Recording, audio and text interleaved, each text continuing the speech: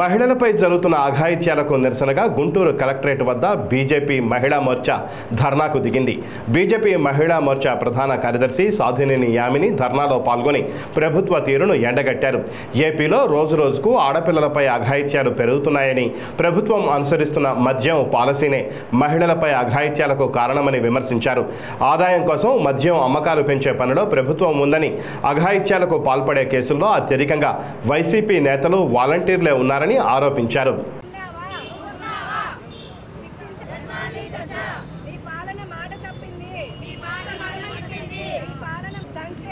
క్రమంలోనే గుంటూరు జిల్లాలో గుంటూరు కలెక్టరేట్ ముందు ఇక్కడ మహిళా మోర్చా అలాగే భారతీయ జనతా పార్టీ మహిళా కార్యకర్తలు, పార్టీలోని కార్యకర్తలు అందరూ కలిపి కూడా ఈ ధర్నాని మేము కొనసాగిస్తున్నాము.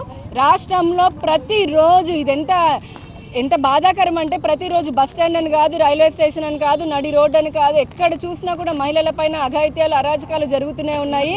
కోట్లు ఖర్చు పెట్టి పత్రికలలో పబ్లిసిటీకి ఇచ్చుకోవడం కోసం అని చెప్పని దిశ యాప్ అని పెడుతున్నారు తప్పితే దానిలో కనీసం 10వ వంతు కూడా క్షేత్రస్థాయిలో మహిళల రక్షణ కోసం సీసీటీవీలు పెట్టడం కానీ, లేదంటే పోలీసు గస్తీని పెంచడం కానీ ఇటువంటి చర్యలు చేపట్టడం లేదు. ఇంకా సిగ్గుచేటు వైకాపా నాయకులకి, వైకాపా ప్రభుత్వానికి నిందితులు అత్యధిక శాతము మత్తు పదార్థాలు లేదంటే మద్యాన్ని స్వీకరించి వాళ్ళు మద్యం తాగిన తర్వాత మద్యం మత్తులో అరాచకాలు చేస్తున్నారు.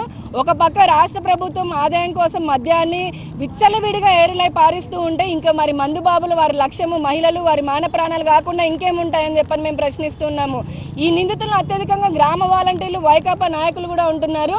ఈ హోంమంత్రి గారు అంటున్నారు, తల్లుల పెంపకం గురించి మాట్లాడుతున్నారు. అమ్మ, మీరు నీతులు చెప్పడం కాదు, మీడియా ముందుకు వచ్చి ముందు మీ గ్రామ వాలంటీర్లు ప్రజల ట్యాక్సులతోటి పన్నులు కడుతూ ఉంటే, మేము పన్నులు కడుతుంటే జీతాలు ఇస్తున్నారు కదా, మీ వైకాపా సంక్షేమ పథకాల కోసం, ఈ ఓటు బ్యాంక్ రాజకీయాల కోసం ఉపయోగించుకుంటున్నటువంటి గ్రామ వాలంటీర్లే సాక్షాత్ ఇంటింటికి వెళ్ళి ఎవరెక్కడ ఆడపిల్లలు దొరుకుతారని వారి మీద పడి తెగబడి మరి అత్యాచారాలు చేస్తున్నారు.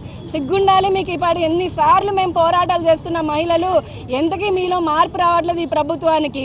అలాగే పోలీసులు కూడా, ఈ పోలీసు శాఖ ఏదైతే ఉంది వారి నిర్లక్ష్యం కూడా చాలా కనపడుతూ ఉంది. చాలా చోట్ల మొన్న జరిగినటువంటి ప్రభుత్వ ఆసుపత్రిలో, విజయవాడ ప్రభుత్వ ఆసుపత్రిలో పోలీసు నిర్లక్ష్యం ఎంత బాగా ఉందో మనకు తెలుసు. ఒక మానసిక పరిస్థితి సరిగ్గా లేనటువంటి ఆ స్త్రీమూర్తిని 30 గంటల పాటు పెట్టి చాలా అరాచకంగా చేశారు. నరి రోడ్డు పైన సరే మొన్న రమ్య అనే అమ్మాయి, ఆ అమ్మాయిని గొంతు కోసి చంపేశారు. ఇట్లా చాలా ప్రతిరోజు, నిన్న కూడా చూసాం, ఈ రోజు వార్తలు వస్తున్నాయి.